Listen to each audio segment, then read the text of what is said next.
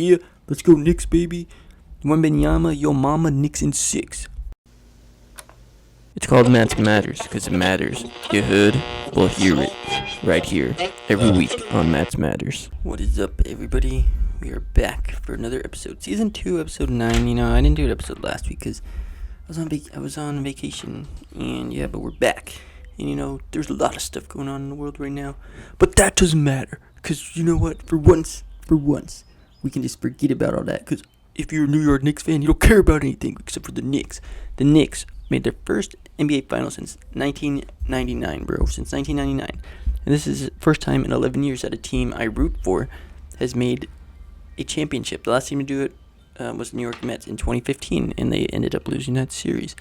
And the Jets, man, they don't even count, bro. Unless you're a Yankees fan, they made it last year against the Dodgers. But the his first time with a heating up Judge who settles under this ball, but then drops it. Knicks are here. We here. Go Knicks! Let's go Knicks! And they won. I was gonna make this video before the finals started, but who cares, man? What the heck, man?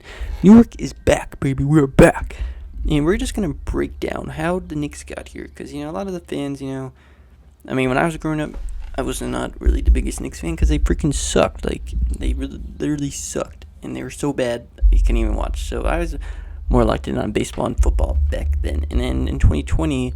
During COVID, there's nothing else to do, so I was like, you know what, I'm gonna watch Knicks, bro. I'm gonna watch Knicks, and then that's kind of where it took off from there. And that team is a catalyst, and they set the foundation for where we are today. So, I mean, you know, and this lady's great, bro. So that's what happened. So we're just gonna do a Knicks episode here. We still got the jersey back here, you know, keep it rolling. Great game yesterday. Come back, they're down 14. They ended up coming back and winning, bro. And it was great. It was a great day. I couldn't fall asleep till like 1 a.m. because I was too fired up. So, how did they get here? How did the Knicks build this team that we're experiencing today? So, in 2019, they fired David Fizdale after just a horrible start. I mean, they were bad in 2019. Like, they were just not good at all. Not good at all. The Knicks were 24-41, and they finished 12th in the Eastern Conference. And they fired David Fizdale after going 4-18, and then Mike Miller, the interim coach, they went 17-27. And then they fired his ass because he sucks. He sucked. And then in 2019, they made some big signings. So they extended Frank Ntilikina, Dennis Smith Jr., and Kevin Knox. They signed Reggie Bullock, who would later make an impact. And they just kind of traded everybody. They're like, you know, we're rebuilding, bro. We're just rebuilding. And that's what happened. So in 2020, when I watched, in 2020, they had Tom Thibodeau as a coach. They finished 41-31 and finished 4th in the Eastern Conference. Obviously, they would go on to lose to the Hawks. But if we look at some of the guys on that roster, right? So we had R.J. Barrett, Reggie Bullock, Alec Burks, Taj Gibson, Kevin Knox, he didn't really play. Nerlens Noel, Frank Ntilikina, Elfrid Payton, Emmanuel Quickley, Julius Randle, Austin Rivers, Mitchell Robinson, Derrick Rose, and Obi Toppin. And Obi Toppin and Quickley were draft picks. So 2020, they had a great year. You know, Julius Randle, like I don't think anybody expected Julius Randle to have the year that he had in 2020. And he kind of just carried the team. I mean, that was a weird year because of COVID. But I think Julius Randle averaged he was on something that year, bro. Like, he was just going crazy. So, yeah, in 2019, 2020, he averaged 30. How many points did he average a year at that game? So, in 2020, he averaged 19 points per game. And then next year, when they made the playoffs, he averaged 24 points a game. And he finished 8th in MVP voting. And then he won the most improved player. And then that year, so they had guys like Derrick Rose. Derrick Rose kind of carried them into playoffs, honestly, that year, because no one else played good. And Alec Burks, of course. So then we go to the next year, and this is when, I mean, I don't know what they did this next year, because this next year that they had was just, I don't know what the heck they were doing. So they, they lost in the first round of the playoffs, and then in 2021. When they're like, oh, we're just gonna, we got a good young core here.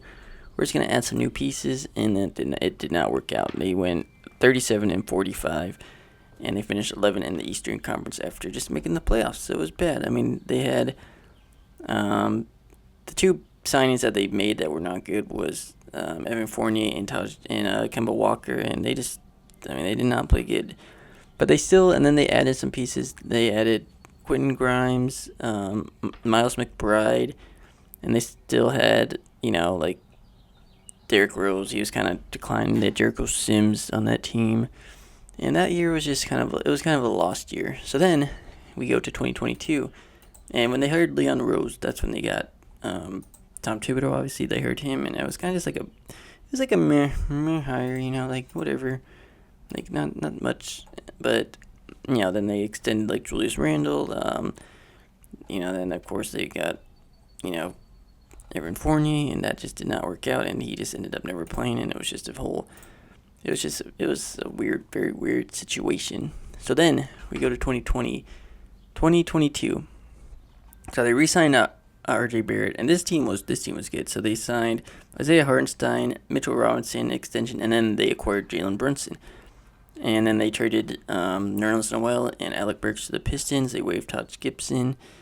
And then so that when they had Jalen Brunson, that is when things really started to turn around. They finished 47 and 35, fifth in the Eastern Conference. And then we look at the guys who they had in that team. So they had R.J. Barrett, Jalen Brunson, Evan Fournier, he didn't play, Quentin Grimes, Josh Hart, Isaiah Hartenstein had a big year that year, McBride, Quickly, Rose, Sims, and Toppin. So that was a good team. I think they lost in, let's see.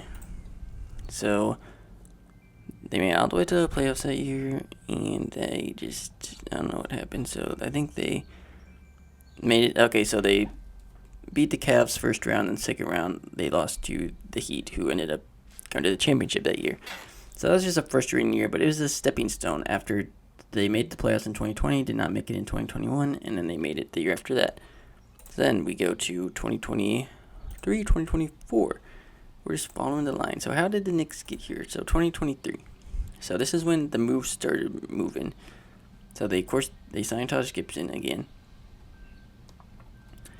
And then they ended up trading for Josh Hart that year, which was a huge signing, and that kind of turned the team around. And then they traded Obi Toppin.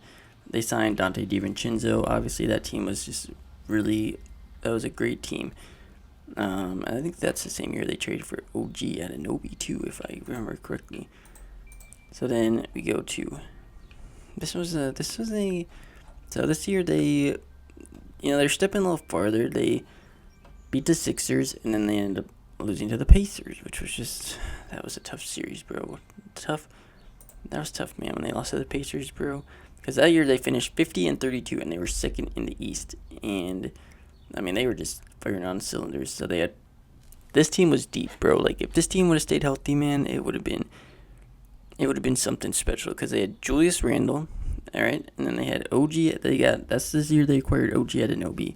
And the January Knicks, bro, that year, the January Knicks in 2023 was like, I mean, they were unstoppable. And then when Randall got hurt in that game against the Heat, that was just pain, bro. So they were in the Knicks in January. They were 14-2, and they were just like winning. They were like blowing teams out. Their defense was playing great, like a lot of lower scoring games. Like they were just firing on all cylinders. And then everything started falling apart. So in the playoffs that year, they ended up making it to I believe so. Yeah, they made it past the Sixers, and they lost to the Pacers. But I mean, because everybody started getting hurt. Like Anunoby got hurt. Randall was obviously hurt. Hart ended up getting hurt. Brunson ended up getting hurt because, like, at one point they just had nobody left. Bojan Bogdanovic was on that team. He ended up getting hurt. So it was like towards the end they just had nobody. Like the team was kind of dead at that point. But then we go to 2024, and so this is when the 2024 team, if we remember, they lost last year in the Eastern Conference Finals to the Pacers, and that was you remember the game one where they had that choke, and it was bad. It was just really bad. But this is kind of when they started. This is when they made like the huge the Cat trade, and I was like, what are they doing? Why are they signing Cat? Like, what are we doing? And then they obviously drafted Tyler Kolek. Then they signed Jalen Brunson. So yeah, so then in October 2nd, 2024, they acquired Karl Anthony Towns, and they traded DiVincenzo and Randall, and then they signed Landry Shamet, and that was just kind of like, let's get it rolling. Let's keep it, it was a rebuilding year, obviously. Then after that, they fired Tom Thibodeau because they just felt like, he's not going to get us over the hump. And then they also traded for Mikal Bridges that year, too. So they had Anunoby. Barrett was obviously part of the trade. They traded Bogdanovich, and DiVincenzo obviously left. I wish I would have kept DiVincenzo, but, it is what it is, man. It is what it is. So then, obviously, Quickly and Barrett were part of the Anunoby trade, too. So they lost to the Pacers that year. And then we get to this year. So they're getting, each year they're taking steps. They were taking steps, and, because they finished, that was Tom Thibodeau's last year. They finished 51-31.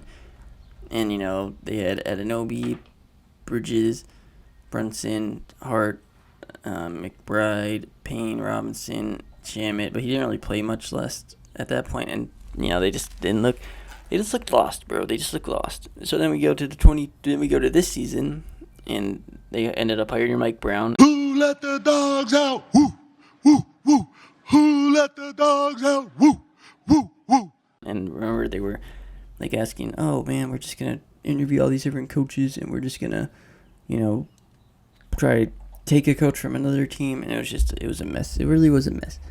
So then, 2025, they put this team together. They got Bridges, Towns are back, Brunson's back. Then they end up getting Jordan Clarkson, Josh Hart's back. Then Landry Shamet gets some more playing time. Then they end up acquiring Jose Alvarado. And then, if you remember, they won the NBA Cup this year. So it's actually an NBA Cup rematch, rematch of the NBA Cup, the first time ever. And yeah, so the Tom Thibodeau firing, when it first happened, I was like, oh man, what are they doing? Like, why are they firing him? They just made it to the Eastern Conference Finals. So this year it was like really championship or bust.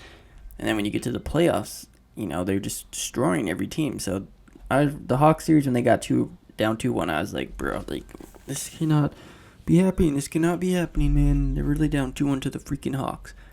So I was like, what are we doing? And then after that, he's absolutely blew every team away. Now they've won 12 straight games. They won 12 straight games in the postseason, bro. In the postseason. And it was just crazy. Like, if we go back from game 1 when they lost to the game 2 against the Hawks. So they played the Hawks. They won. And then game 1, they won. Game 2, they lost by 1. Game 3, they lost by 1. And then game 4, 114-98. Game 5, 126-97. Game 6, 140-89. Destroyed them. And then we go to game 1, and then they face the Sixers next round. Here, let's show you guys. And then they face the Sixers. 137-98. 108-102. 108-94. And then the closeout game, they beat them 144-114. Then game 1 against Cleveland, they're down with like 7 minutes left. And I did turn that game off. I was like, oh man, this game's over. And then they end up coming all the way back, winning in OT, 115-104. The next game, I'll destroy them, 109-93. Then game 3, 121-108. And then the closeout game, they beat them. They don't even give up 100 points. They beat them 130-93. And then the Spurs game kind of reminded me of game 1 against Cleveland, when they just like had nothing going for them. And then they ended up winning. Like Brunson did not play that good yesterday, but then he turned it on the fourth quarter, bro. He ended up with 30 points, and he had like 14 or 15 points in the fourth, and he was just going off. And Shamet had a great game. It was a great game. I was a little nervous at some points watching that game, because I was like, man, both teams did not really shoot that good to start, but the Knicks ended up winning. So, and then when the Knicks first signed Jalen Brunson, I was kind of like, oh, I don't even, like, I saw, like, he had some good games in the postseasons of the Mavericks, and I was like, honestly, whoever Knicks can get at this point would be anybody, because you don't need Elfrid Payton and an old Derrick Rose being your point guard. You just got to, get a younger guy who can stabilize your franchise.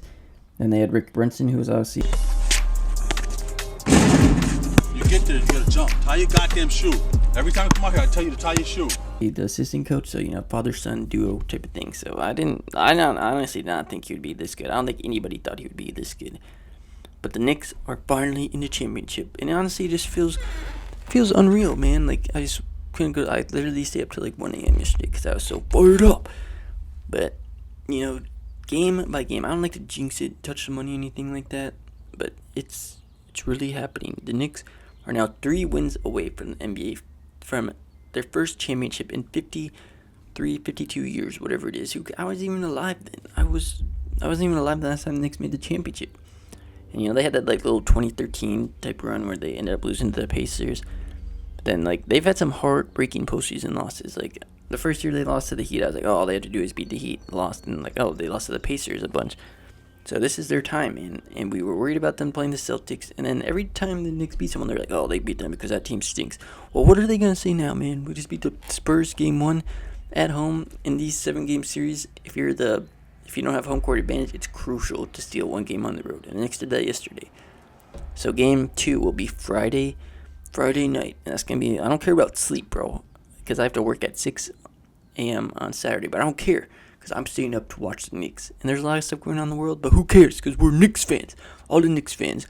This is your time. 2 weeks. I just need a 2-week break from world distractions, and I can just focus on the Knicks, on basketball, bro. It's baseball season. Who cares? Because the Knicks are here, baby. We're here. And that's all I got for you guys today on this quick episode. And I will be starting a new show soon. A new show will be coming to Matt Benson Studios on Tuesday. Next Tuesday will be the first episode of the new show that I'm going to be doing, but we're still going to do Matt's Matters on Thursday, so we'll have one show on Tuesdays, and with my co-host, which will be revealed soon, guys. But, we here. Let's go Knicks, baby. Wembenyama, yo mama, Knicks in 6.